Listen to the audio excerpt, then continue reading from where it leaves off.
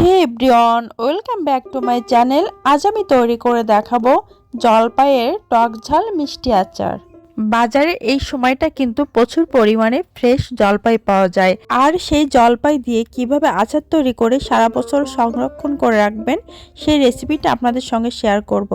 আশা করি আজকের রেসিপিটা আপনাদের ভালো লাগবে।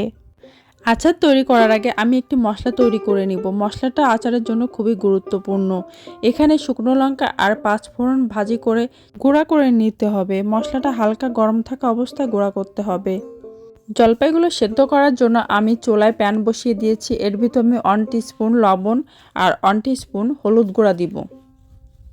এবার এই গরম জলের ভিতরে আগে থেকে পরিষ্কার করে ধুয়ে রাখা জলপাইগুলো দিয়ে দিব।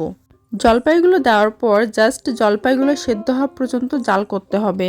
একটি ঢাকনা দিয়ে ঢেকে দিয়েছি, তাহলে দ্রুত জলপাইগুলো সেদ্ধ হয়ে যাবে। 9 থেকে 10 মিনিট পর আমি ঢাকনাটা উঠিয়ে নিয়েছি। দেখুন জলপাইগুলো ভালোভাবে সেদ্ধ হয়ে গেছে। এবার জলপাইগুলো নামিয়ে নিয়ে ভালোভাবে জল ঝরিয়ে নিতে হবে। জলপাইগুলোর জল ঝরিয়ে নিয়েছি। এবার আমি জলপাইগুলো হাত দিয়ে ম্যাশ করে নিব। এবার আমি চলে যাব আচারটা তৈরি করার জন্য। আচার তৈরি করার জন্য আমি চুলায় একটি প্যান বসিয়ে দিয়েছি। আমি এখানে 4 টিস্পুন সাদা তেল দিয়ে দিব। এবার কটা শুকনো লঙ্কা আমি ভালো করে ফ্রাই করে নিব। শুকনো লঙ্কাগুলো ফ্রাই করা হয়ে গেছে। এবার এখানে 2 টিস্পুন পাঁচফোড়ন দিব, আর গুঁড়া মশলাটা তো পরবর্তীতে ব্যবহার করবই। এবার পাঁচফোড়ন হালকা করে ফ্রাই করে নিব। আমার পাঁচফোড়ন ফ্রাই করা হয়ে গেছে। এ পর্যায়ে আমি সেদ্ধ করা জলপাই দিয়ে দিব। সেদ্ধ করা জলপাইগুলো পাঁচফোড়নের ভিতর দিয়ে হালকা করে ফ্রাই করে নিব, তাহলে জলপাইয়ের ভিতরে পাঁচফোড়নের ফ্লেভারটা চলে যাবে। আর এখানে 1 টিস্পুন লবণ দিয়েছি। জলপাইয়ের ভিতরে আর লবণ দিব না, কারণ লবণ দিয়ে সেদ্ধ করেছিলাম। আর এখানে 1 টিস্পুন হলুদ গুঁড়া দিব, আর 1 টিস্পুন শুকনো লঙ্কার গুঁড়া দিব। আপনারা শুকনো লঙ্কাটা যে যার টেস্ট অনুযায়ী ব্যবহার করবেন। আপনারা যে কোনো আচার তৈরি করলে জল ছাড়া তৈরি করার চেষ্টা করবেন। জল ছাড়া তৈরি করলে অনেক দিন সংরক্ষণ করে রাখা যায়, আর ফাঙ্গাসও পড়ে না। আমি এখানে 3টে তেজপাতা দিয়ে দিয়েছি। আমার চ্যানেলটা যারা এখনও সাবস্ক্রাইব করেন নাই তারা সাবস্ক্রাইব করে নেবেন, আর নতুন নতুন ভিডিও দেখার জন্য বেল আইকনটা প্রেস করে দিবেন।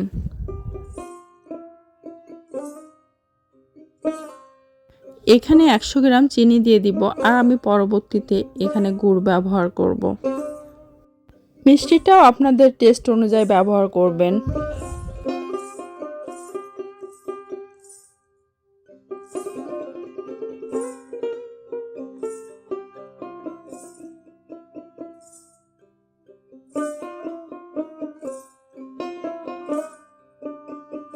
এবার এখানে 100 গ্রাম গুড় দিয়ে দিব।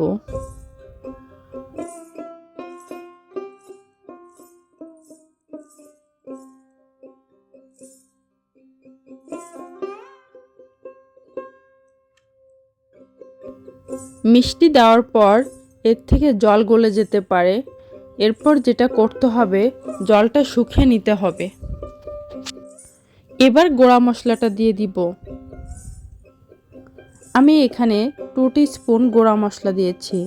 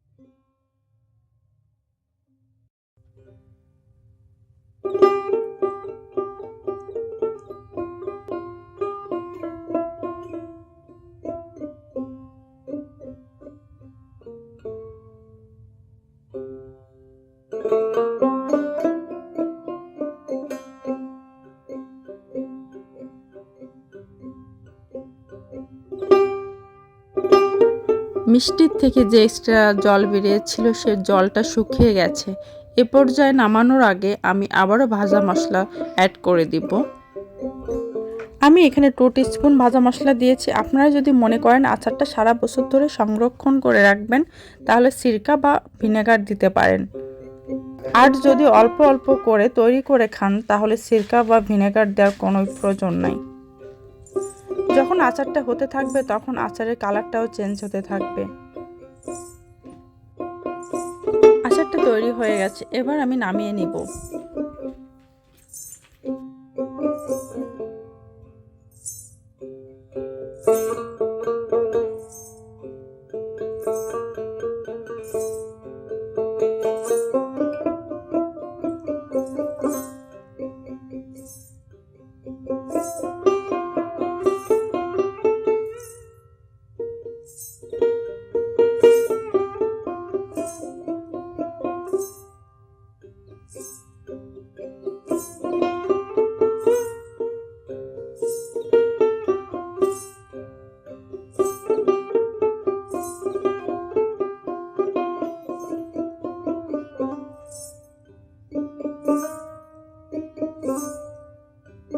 ভিডিওটা দেখার জন্য অসংখ্য ধন্যবাদ। ভালো থাকুন, সুস্থ থাকুন।